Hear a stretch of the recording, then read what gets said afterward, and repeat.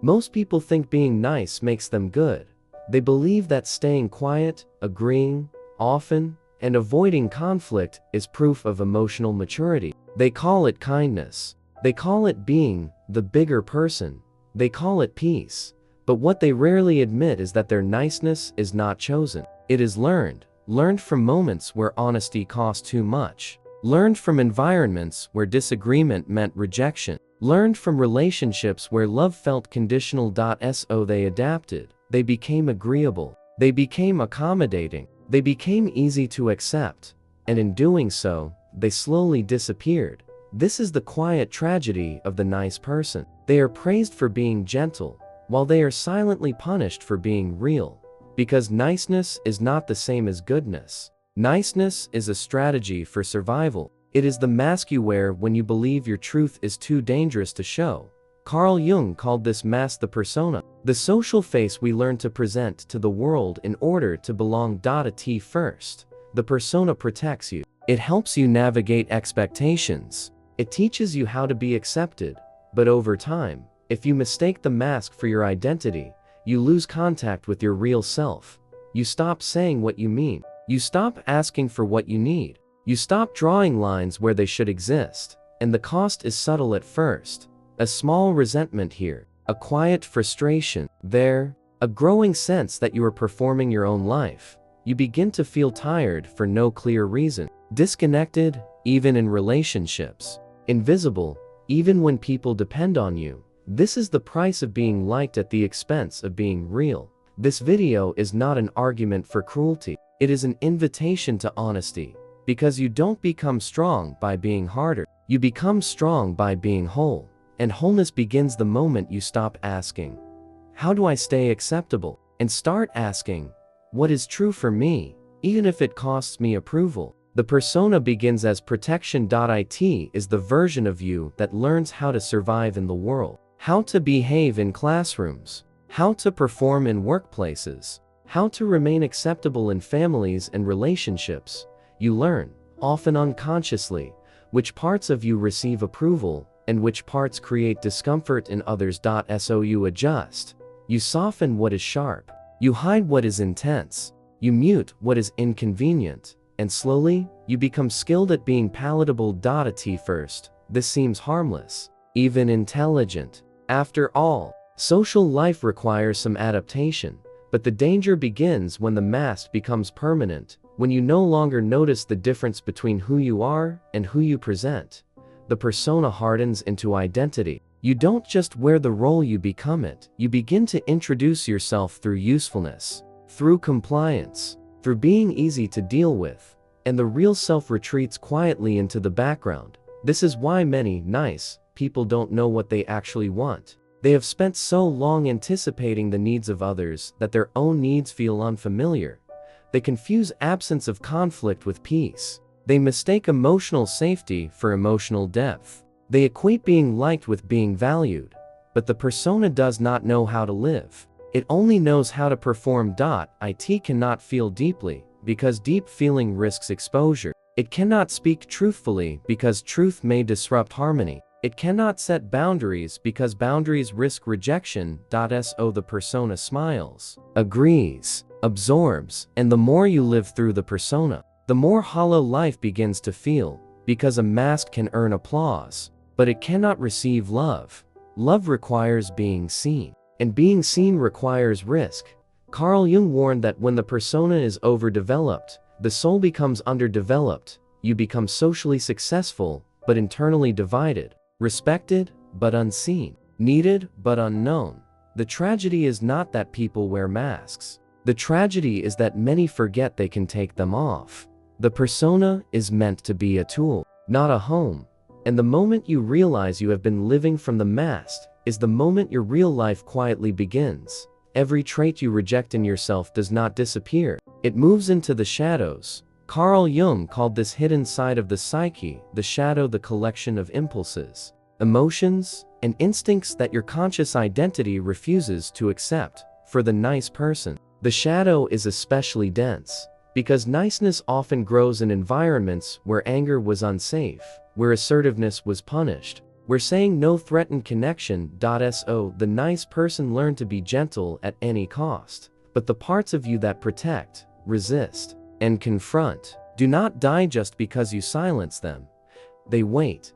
They gather energy in the dark, and when ignored for too long, they find their way back into your life in distorted forms. This is why people who appear endlessly kind often experience sudden emotional outbursts.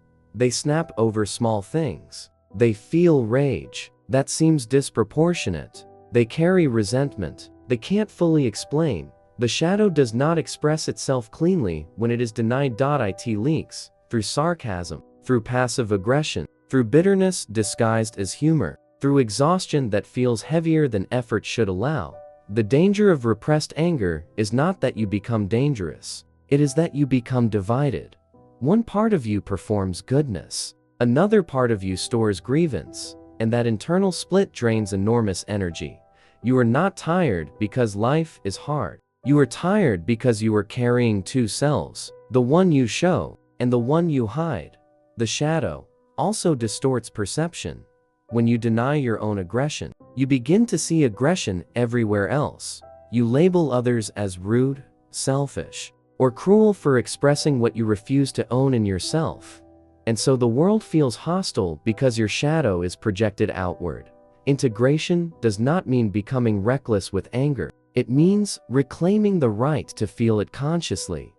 Anger, when owned, becomes information. It points to violated boundaries, ignored needs, unspoken truths. The shadow is not evil. It is simply unacknowledged power, and the more you deny it, the more it controls you from behind the scenes. Wholeness begins when you stop pretending you have no darkness and start learning how to hold it without letting it rule you.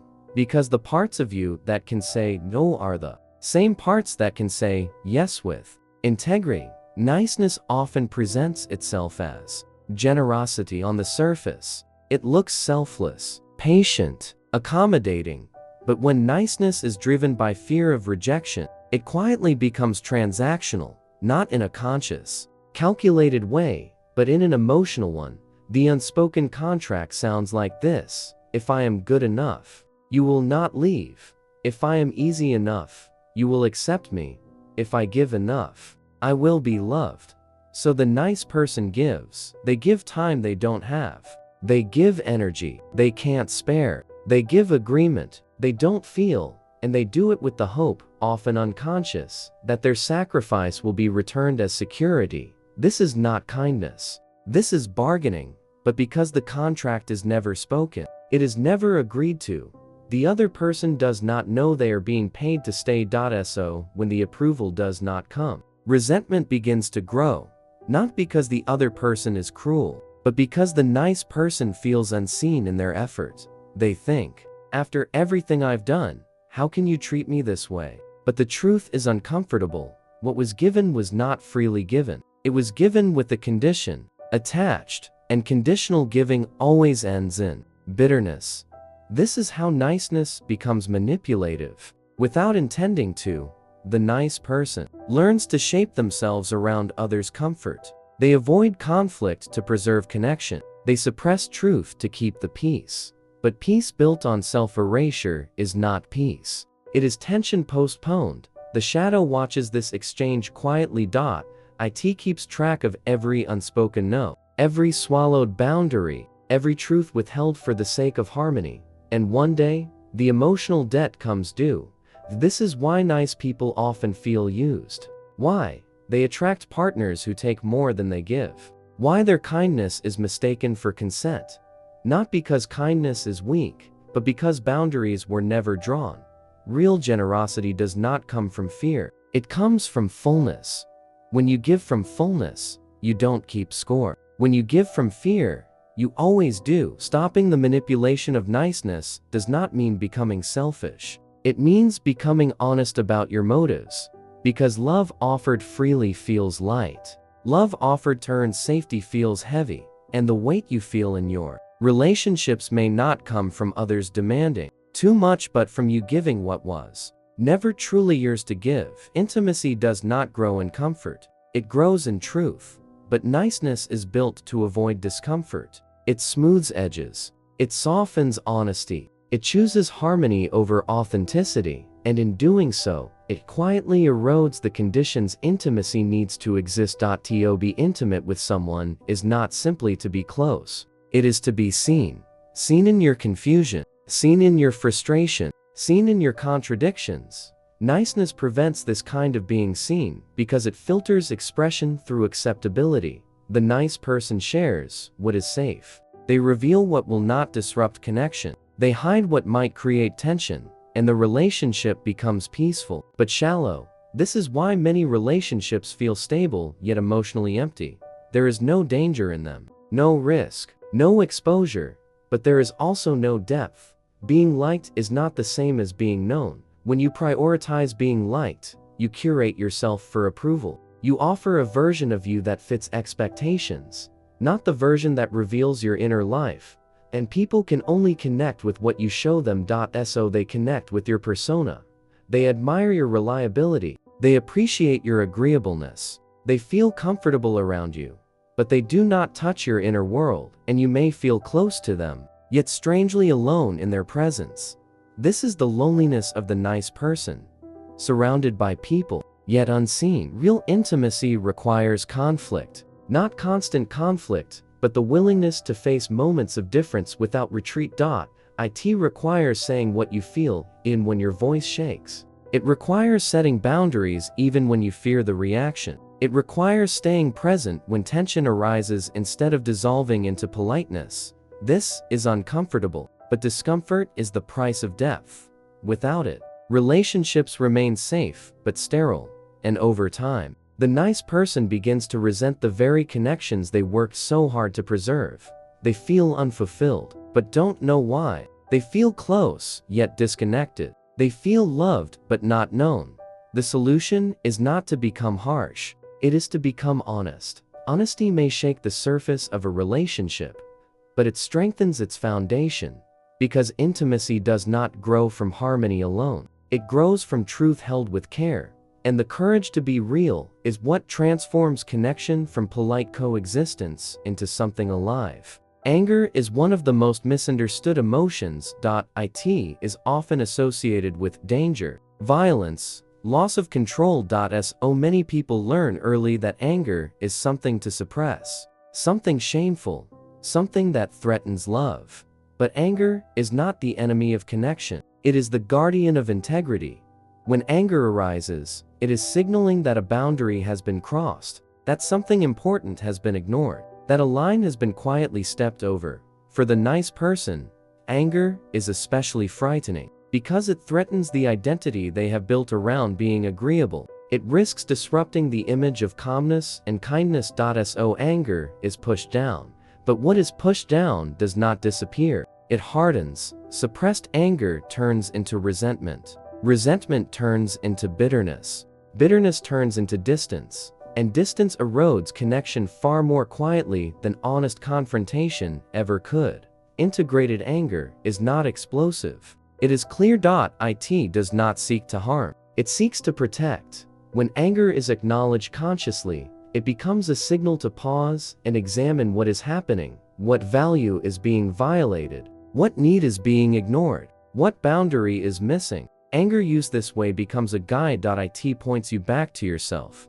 The danger is not feeling anger. The danger is disowning it. When you disown anger, it moves into the shadow and begins to express itself indirectly, through sarcasm, through withdrawal, through coldness disguised as calm, through sudden emotional eruptions that feel out of character. This is anger without direction. Aiming anger does not mean becoming reactive. It means becoming responsive. It means learning to feel the signal without letting it hijack your behavior. It means giving anger language instead of giving it control. I'm angry is not the same as I will act out.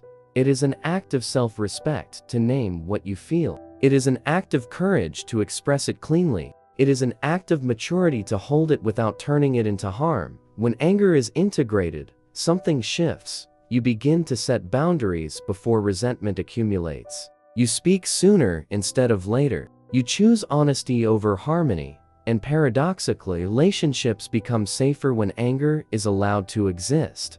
Because safety is not the absence of conflict, it is the presence of truth handled with care. Carl Jung called the process of becoming whole individuation. It is not about becoming better in the way society defines better. It is about becoming more real, more honest with yourself, more aligned with your inner life, more willing to stand in your truth, even when it disrupts comfort. Individuation begins where safety ends, because safety, when defined as constant approval, demands that you remain predictable. It rewards consistency of performance, not authenticity of being. So long as you stay within familiar roles, you are welcomed, understood, applauded. But the moment you grow beyond the persona, the social ground beneath you shifts. People who benefited from your agreeableness may feel unsettled by your boundaries. People who were comforted by your compliance may resist your independence. This is not betrayal, it is consequence. Becoming real changes the relational field around you. Individuation requires grieving the old identity. You must let go of the version of you that was rewarded for being easy, for being available, for being endlessly accommodating. This grief is rarely acknowledged, but it is real. You are letting go of safety, of familiarity, of a version of yourself that once kept you connected. In its place, you step into uncertainty. You speak more honestly. You disappoint people more often. You feel the discomfort of being misunderstood. And yet, something inside begins to settle. Not because life becomes easier, but because it becomes coherent. You no longer fracture yourself to fit situations. You no longer negotiate your boundaries internally. You no longer betray yourself quietly to preserve appearances. Individuation is not isolation. It is selective connection. You lose the comfort of universal approval, but you gain the depth of being met where you actually stand. The people who remain are fewer, but the connection is truer. This is the paradox of becoming real.